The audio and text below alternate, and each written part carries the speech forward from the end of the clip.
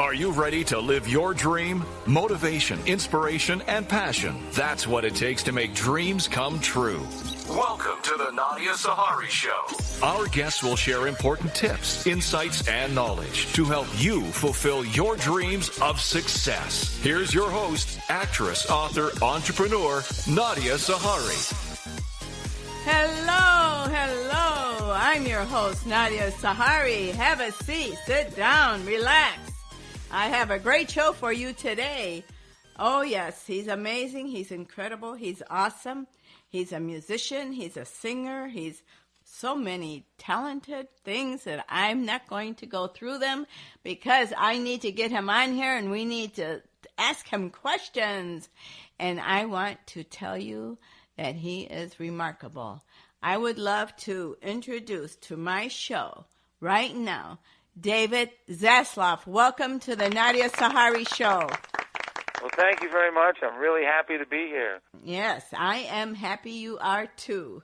And we're going to have a great show. And I have your music, and we're going to talk, and we're going to find out a lot about you. Well, and I'll find out something about you too, I'm sure. Oh, yeah, probably.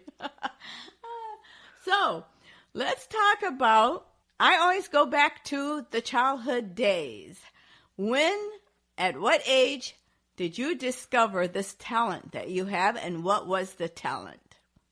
You know, it's funny. I didn't really discover it, but I started writing songs when I was 4. I actually remember sitting in the living room, my legs crossed, and I was playing one string on my mom's guitar because I had really little hands, and I was writing a song about cowboys in the West, and I had a picture in my head of a cowboy on a horse with a big hat, and he was riding off, bouncing up and down, riding into the sunset, and I was singing about him. And I remember my mom walking through the living room looking at me with the look on her face was, what is my kid doing? What's he doing? And so I started writing. That was my first song, and I remember the whole experience. It's quite a memory. It's been there my whole life. That's amazing. And you're also a comic, and you play instruments, and you're a songwriter, and wow, let's talk about that. So when did you begin expressing yourself in the comedy area? It took a while because I was very shy verbally for a long time, and I really didn't know that my thoughts were valid or important, or that I could express myself. So the comedy hit late. I played a lot of music, and then I knew I was funny. There was something deep inside of me that was funny. I started doing comedy when I was running a jazz club in Seattle. It was called Matzo Mama's Jewish Jazz Deli, and I got to be musical director through a lot of ways, and I started talking to audiences, and I was clearly funny, and I started doing a lot more comedy. I was still playing piano, flute, trumpet, drums, and a whole bunch of instruments, but I really started to be funny, or to learn that I was funny. My first few experiences with comedy was not too funny. I really didn't know how to do it because there were a lot of drugs going around back then. It was in the 80s or late 70s, something like that. A lot of drugs going around, and I really didn't know how to do it. And Seattle, for me, you know, I invented a religion in Seattle called Zen Judaism. And we believe everything is sacred and everything is marketable. And wow. You know, my humor was pretty, for lack of a better word, smart or intelligent. And you know, in Zen, the idea is to live in the moment. In Zen Judaism, we want to live in the moment, but there's not enough time. That's cute. That's really cute. It was cute, but Seattle didn't get it. You didn't run into Frasier, huh? Not yet. Well, only down here. Yeah, only down there. So tell us about the instruments that you play. What do you play? Well, I started on the guitar when I was a kid, and then when my mother, who encouraged my music, told my dad, I must have been around 11. Mm-hmm. He told my dad to put pictures of musical instruments on my wall, and my dad asked me to point to one, and I pointed to one, and he went to the pawn shop and got me a bugle. And I got to play, because he wasn't going to spend a lot of money on me right away if I couldn't blow a bugle.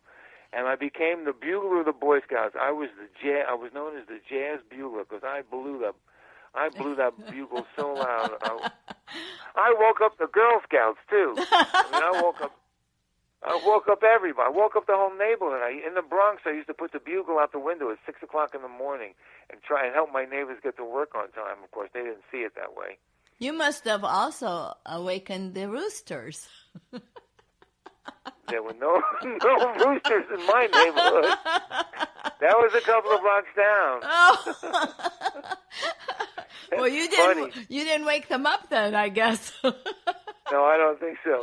But that's funny, because I'm happily married now, which is a long story because I've been unhappily married a few times. I'm happily married now. My wife is Cuban, and she just told me the other day she wants to get a chicken. I'm Jewish. What am I going to do? She wants a chicken in the backyard. Oh, terrific. Oh, that's and we funny. went to Cuba. That's funny. We went to Cuba a little while ago. We made an anti-Castro movie while we were in Havana. It's about 8 years ago, when that was really a dangerous thing to do.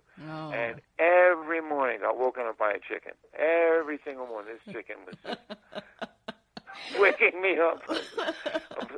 But they weren't going to eat that chicken. It was a pet, so didn't see it quite the same way. Oh, that's Anyhow. good. That's good. So I started playing trumpet when I was 11 or 12. And I clearly had a lot of talent. But the trouble was, nobody told me I had any talent, so I had no idea how talented I was. No one said, "Oh man." They told each other, but they never told me. And so I'm still playing trumpet. I'm really happy about that. Oh, that's good. But you play some other things too. Oh, I play a lot. I play anything. I had to limit myself because I can play anything. So I play a lot of piano, a lot of trumpet, a lot of Japanese bamboo flute called shakuhachi. And I play a lot of auto harp. I modified an auto harp, so it sounds different from any other harp, and that's really pretty. I use that for a lot of meditation.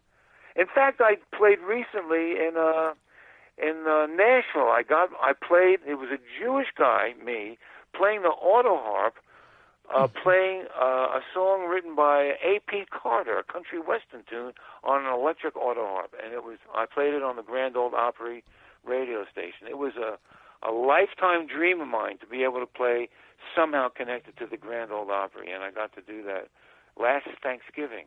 That was so cool. That is cool. And you played Japanese shakuhachi on Linkin Park's multi-million selling CD. Yeah, that was an amazing experience. They heard a shakuhachi record, and they wanted to sample it, but it was going to cost them either $30,000 or $40,000. It's going to cost them a lot of money to essentially get 12 bars, or not even 12 bars, maybe 3 bars of music or 4 bars. So they found me. I was a lot cheaper than that, and I got to play on that. I think it was if I'm saying it correctly, the Mitoria CD, and the song is called "Nobody's Listening," and that was a really great experience to get a chance to play it. Absolutely.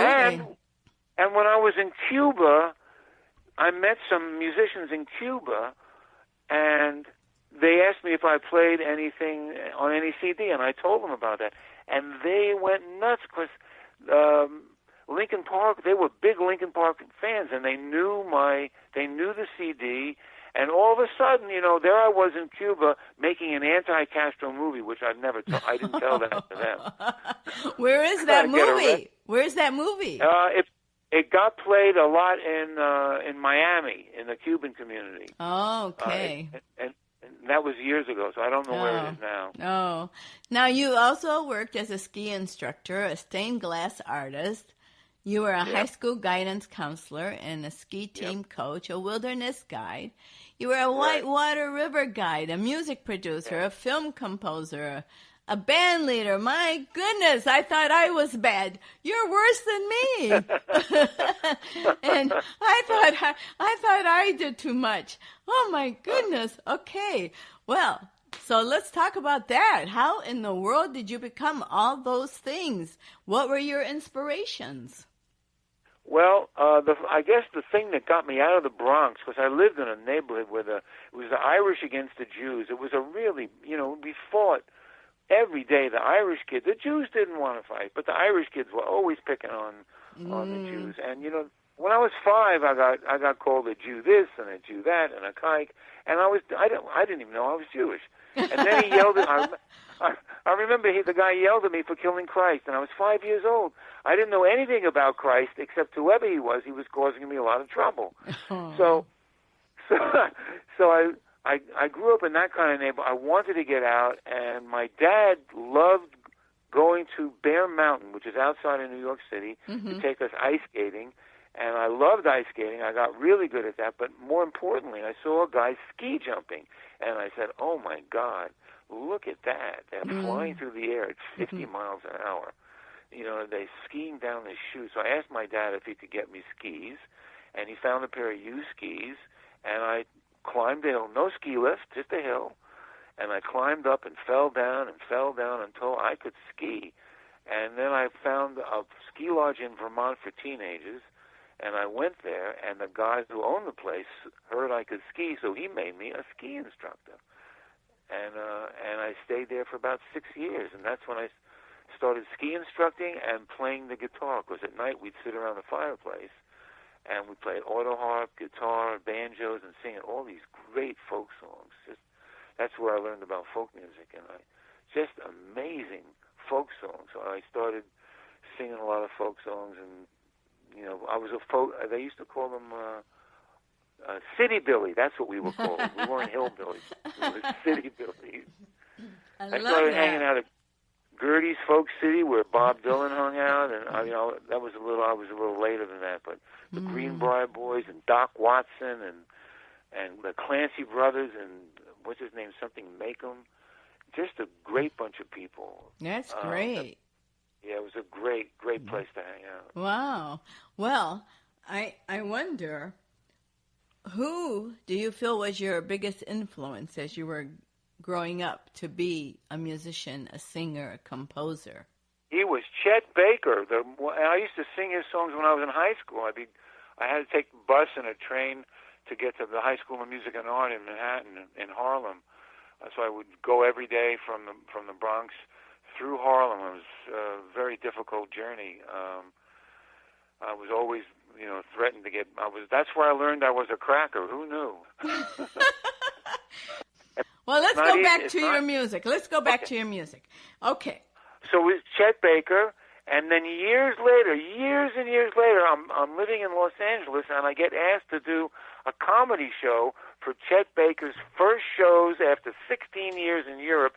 He's coming back to a nightclub called At My Place, and it was managed by Matt Kramer, and Matt asked me to do 2 sets of comedy a night, one to open for him and one in the middle.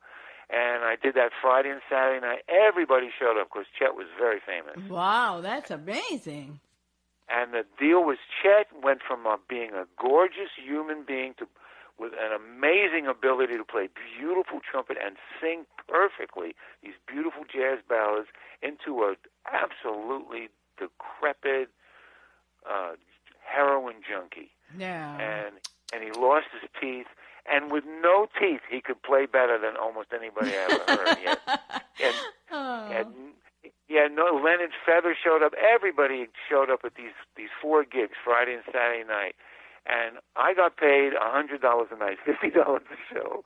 Wow. Chet made, I think, around $16,000. So what happened was at the end of the night, the manager gave the promoter the $16,000, and the promoter ran over the money. Chet never made a dime. Oh, Lord, that happened so much. I was married to a famous drummer, and his manager stole every penny from the kids. They were kids. And back then in the I guess in the 50s and 60s, that's what happened. The manager stole all the money because they were young kids. They were just kids. Yeah. So I went over to Chet when I heard about it. He was sitting at a table with a lady friend of his, and his head was bowed down. And I said to him, Chet, I'm so sorry to hear what happened. And he looked up at me with his really sad, weathered face because he's been a junkie for so long. And he said to me, "It's the story of my life." Oh, sad. Said, Very sad. So, but he was a beautiful player. Boy, he played so pretty. And his stuff. There's a movie about him called "Don't Look Back." I think it's called. Oh, okay. I'll have to look that up. But great. We're going to listen to your music right now and see how you sound. How about that? That sounds cool to me. Okay, so David, you stay right where you are, and we'll be right back. We're going to listen to "Oh Boy, Oh Boy." Oh boy, oh boy, oh boy, oh boy, oh boy, oh boy, I'm so happy now.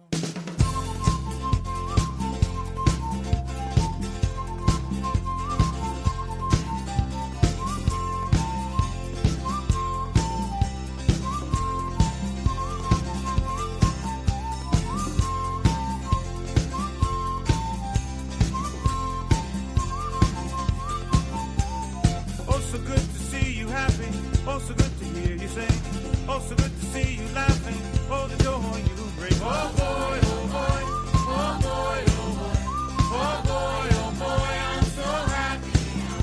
Oh boy, oh boy, oh boy, oh boy, oh boy, I'm so happy. I just want to say, oh boy is wonderful, and I hope that I can use it because it would be a great intro. So, David, how did Oh Boy, get inspired? What was your inspiration for that song? I was dating someone at the time, and we were both in the living room, and she walked by, and just her presence, just her being, made this thing come out. Oh boy, oh boy, oh boy, and it just came out of me. And at the time, it was called the song was called "Laura's Happy Now." It wasn't called "Oh Boy yet. Okay. And then I just worked on I just had that little bit, and then I started playing it. I put together my band, the Zen Jazz Band, and I taught them the song, and we started playing it, and people just started dancing like crazy. In fact, we did gigs where we played one song for an hour. Wow. I tell you what, I love this Oh Boy, because it is so upbeat. I just love it because we need good stuff out there that makes you happy and makes you feel good by words, by music, because we got lost. We lost our music. We lost our words. We need to get back. The band would start playing that song. Let's say there'd be maybe 400 or 500 people in the audience at some kind of small convention, and people would get up and dance.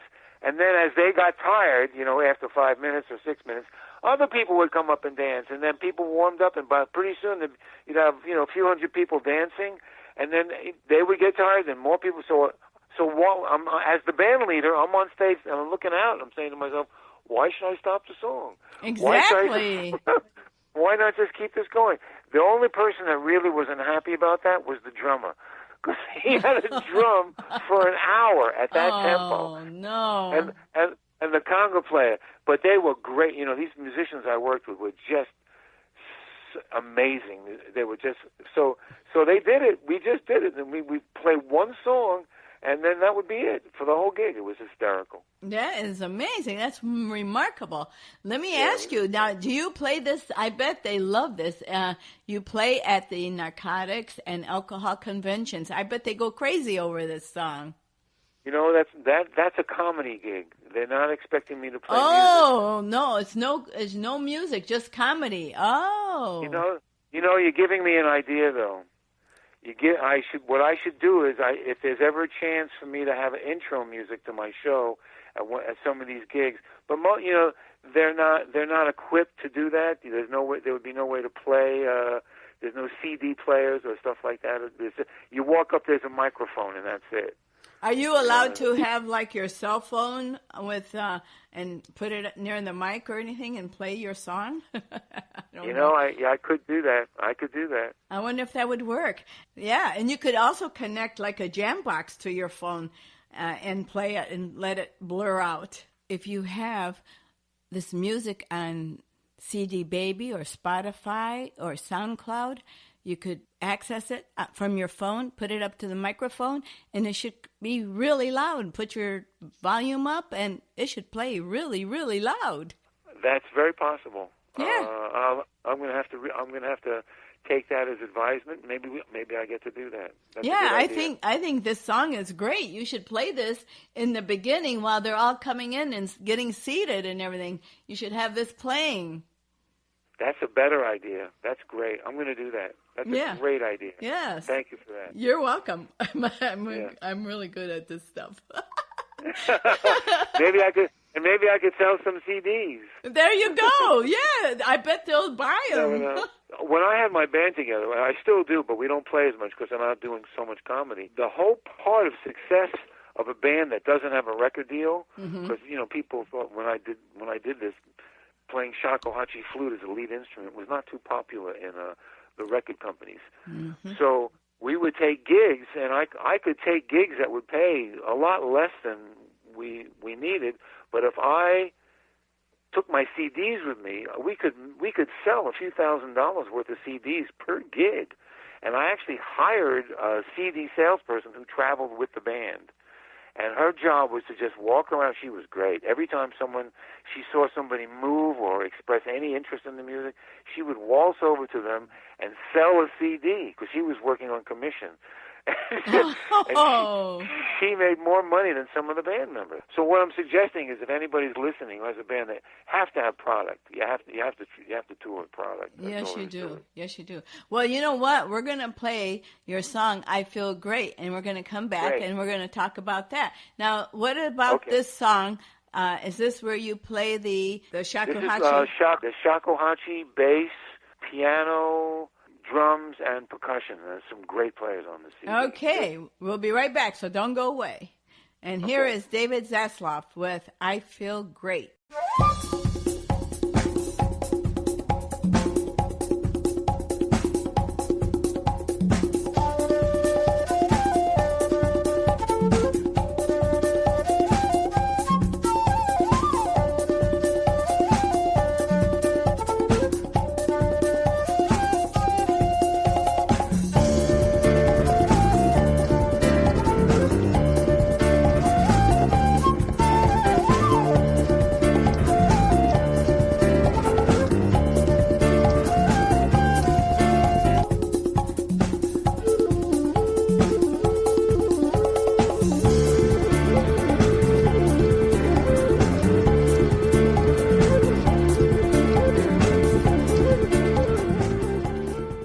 Wow, that is unique. That is different, David. I love that. That is very, very different. Wow. Yeah. You could play that as an intro, too. The more you listen to some of this music, you're going to have at least 10 to 15 intro songs. Well, you know what? You can play "Oh Boy" as an intro and play "I Feel Great" at the end as an outro, because as they exit the convention, you have this great music playing. Yeah. That's a good idea. Yeah. Just call on me. I'll give you good ideas. So what inspires you with "I Feel Great"? I think when I wrote that, the riff, the flute riff that you hear, dong dong dong dong tick ding dong dong dong dong dong dong. When I wrote that, it just felt great. And when we were recording the CD, that was the main feeling that was coming through me while we were recording these songs. So I said, now that's the right title for this CD, and that's the right title for the song. Because I could have called some of the other songs "I Feel Great," but I think this was the first one I wrote when I started. When someone actually suggested I write a whole shakuhachi CD. And so it was just the feeling of the CD that made that title come out. There's another title on the CD, Manhattan, Tokyo, because I'm from Manhattan and the shakuhachi's Tokyo. So there's a song called Manhattan, Tokyo. It's a great CD. There's a lot of good music on there. That is fabulous. I love it. Yeah. Everyone is going to want this CD because it is really unique and it's uplifting, and really we need this kind of music today. We need the lyrics. We need everything that's happy. Well, the CD itself has a radio version, which I believe is about 3 minutes. Oh, okay. So, Okay. There's two versions. There's a long version and a short version. Well, I like the long version. I mean, I like long versions. I mean, look at the Beatles. They, what is it? Hey Right. Jude was 15 minutes or something. Or Bob Dylan, half an hour, I think. Yeah, half hour. Wonderful. Well, let me ask you a question that all of us always want to know. Is there anything about you, David Zasloff, that we do not know that we should know? Whoa! In my act, which is not really an act, it's just an hour of truth, which happens to be funny. I don't think I've learned that my deepest thoughts, my biggest secrets are sometimes my greatest jokes. And it's really important for me to tell everything that's on my mind. Except I have to be a little careful, because when I do gigs, comedy gigs in Temple, there are certain things I can't say in Temple. I can't talk about pork in Temple. I'm not gonna. My wife is Cuban, which is Spanish for jealous. At our wedding, my mother-in-law cooked all this pork, and it was a Jewish wedding. And when it was over, we all went and ate pork, except for the rabbi. In fact, I told my mother-in-law, I said, you gotta buy something, cook something for the people who are not going to eat pork. So she made some chicken. I didn't know the Cubans cook chicken wrapped in bacon. That's funny. That is so funny. Pork at a Jewish wedding. Oh, my goodness. Well, here's a question I need to ask you. What advice would you give our listeners if they want a career in comedy or in music? Whatever the art is, keep at it and don't take a B job. Okay. All right. Well, where can our listeners connect with you on your social media? My website would be the best. www.davidzasloff.com is the best way to. There's a whole lot of comedy and a whole lot of music there, and you can go to my YouTube channel. I have a YouTube channel. I grew up Jewish, but not very Jewish, and I didn't know much about Jews except until recently, being in the Middle East. I'm just talking about the number of contributions that Jewish people have contributed to the world, from Jesus to Einstein to Freud to in mathematics and cell phones and all these inventions. And I wrote a song called "If There Weren't Any Jews," and it's a very funny song, and we're turning it into a cartoon right now. There's an Indiegogo campaign happening right now. That's why I mention it. To get in touch with me, you could go online to my website, go to my YouTube channel, David Zasloff YouTube, or go to Indiegogo and call me. I answer the phone. I don't have a secretary. I don't have an agent. I don't have a manager. I pick up the phone. I talk to you. It's where it's at right now, and it might change, it might not, but I do, I'm accessible. That is great. Well, you know what? You've been a marvelous, wonderful, awesome guest, and I thank you so much for being on my show and for being so honest and so open and for sharing your beautiful music and your story. Well, I really appreciate the opportunity, and I love what you're doing. I'm going to go listen to some other shows that you've done. I started to listen to some of them. Thank you. I think you're doing a great thing. I'm really happy that I got to go to the table, which is where I heard about you, and I'm really happy you put something was on I got an email talking about you, and I thought, I should get in touch with you, and I'm really, really happy that we connected, and I look forward to talking to you about you using that music for your show. I'm very happy about that. Well, thank you, and exact same sentiments back to you. Thank you so much, and thank you for being on my show. I want to thank my guest, David Zasloff. Thank you so much for being on my show. What a talent. I love having guests on my show like this because I learn something from every single one of them. We all do. If we listen, and we are so able to learn from everyone, no matter who they are, no matter how much education we have, we never can learn enough Learning and having knowledge is the best thing that we can do for ourselves. So no one can take that away from us, and you've heard that before. It's a cliche. Knowledge. No one can take knowledge away from you once you have it. Love God, because if you don't love God, you can't love yourself, and you can't love others if you don't love yourself.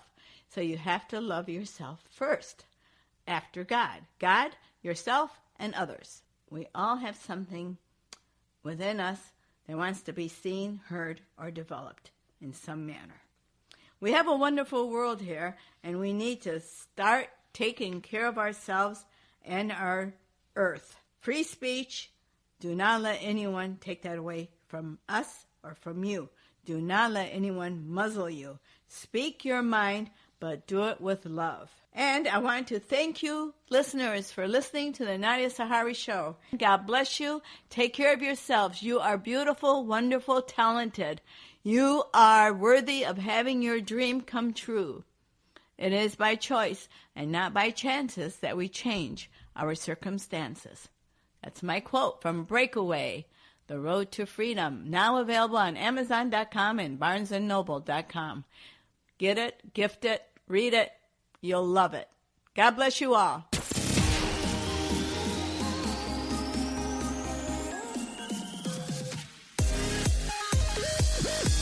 Thanks for tuning in with Nadia and her guests. For more info, episodes, and connection, please visit our website, thenadiasaharishow.com. Share episodes with your friends. Follow us on Spotify, iHeartRadio, iTunes, Instagram, and most importantly, never give up. Live your dream. Latin Connection magazine is a family magazine featuring people of influence, cultural events, and traditions, recipes and photos of Latin food, Hispanics in business. Plus, get news on Latin festivals, Latin entertainment, and Latinos in the fashion industry. And see photos of Latinos in action all over the U.S. Conoce tu vecino y mucho más. We invite you to share your special event with us at LatinConnectionMag.com. Latin Connection Magazine. Conexión Latina y mucho más. Latin Connection Magazine. It's for anyone and everyone to enjoy, no matter who you are.